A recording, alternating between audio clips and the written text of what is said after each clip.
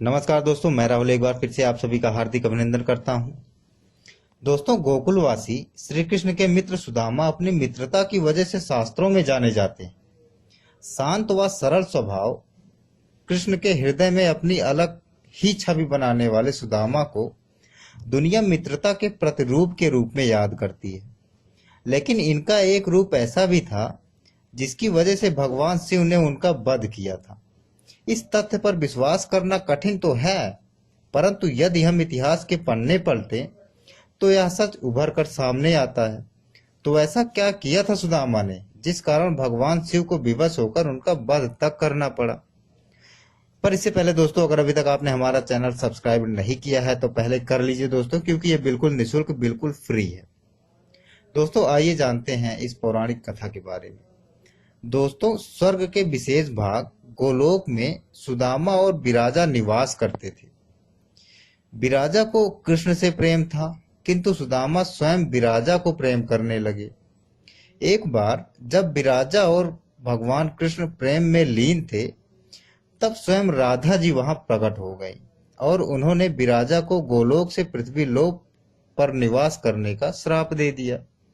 इसके बाद किसी कारणवश राधा जी ने सुदामा को भी श्राप दे दिया, जिससे उन्हें गोलोक से पृथ्वी लोक पर आना पड़ा।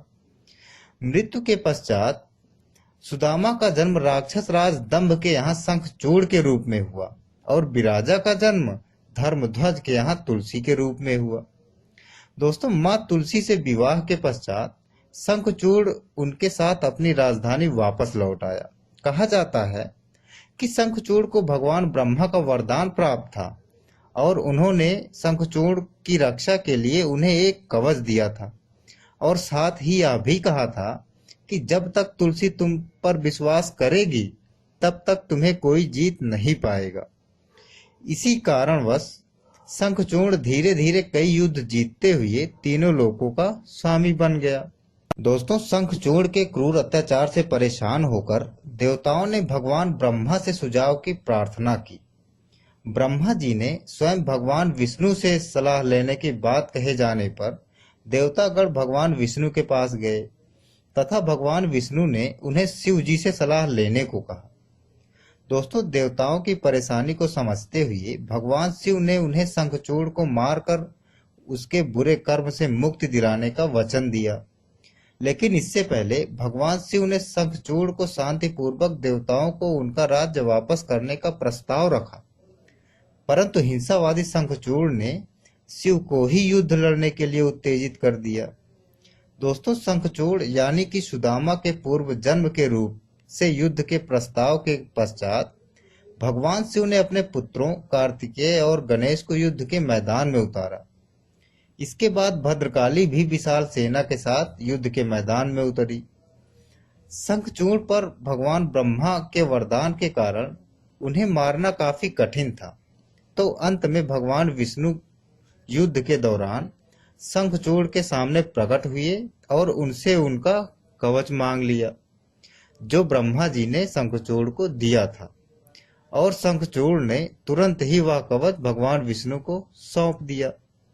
दोस्तों, तत्पश्चात मां पार्वती के कहने पर भगवान विष्णु ने कुछ ऐसा किया कि युद्ध का पूरा दृश्य ही बदल गया। वह शंखचूड़ के कवच को पहनकर उस अवतार में मां तुलसी के समक्ष उपस्थित हुए। उनके रूप को देखकर मां तुलसी उन्हें अपना पति मान बैठी और बेहद प्रसन्नता से उनका आदर सत्कार किया, जिस कारण मां तुलसी का पतिव्रत खंडित हो गया। दोस्तों, शंखचूड़ की शक्ति उनकी पत्नी के पतिव्रत पर स्थित थी, किंतु इस घटना के पश्चात वह शक्ति निष्प्रभावी हो गई।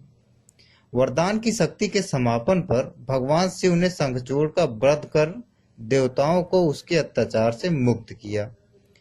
तो इस प्रकार सुदामा के पूर्व जन्म के अवतरण शंखचूड़ का विनाश भगवान शिव के हाथों संपन्न हुआ। दोस्तों, विष्णु द्वारा छले जाने पर तुलसी ने उन्हें पत्थर बन जाने का श्राप दिया।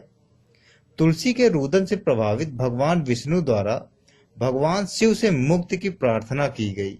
तब भगवान शिव ने तुलसी को विष्णु प्रिय होने का वरदान दिया तथा यह कहा कि जहां तुलसी की पूजा होगी वहीं पत्थर रूपी भगवान विष्णु की शालिग्राम के रूप में पूजा होगी। दोस्तों, इसीलिए आज भी तुलसी और शालिग्राम की एक साथ उपस्थिति और पूजा अनिवार्य रूप से प्रचलित है। दोस्तों, यही कारण था कि भगवान शिव ने कृष्ण के प्रिय भक्त और मित्र सुदामा का वध किया था। दोस्तों, अगर आपको ये रोचक तथ्य, ये पौराणिक कथा अच्छी लगी है तो हमारा चैनल लाइक और सब्सक्राइब करना ना भूलें। इसी के साथ मैं राहुल आपसे विदा लेता हूँ। नमस्कार, शुभ रात्रि।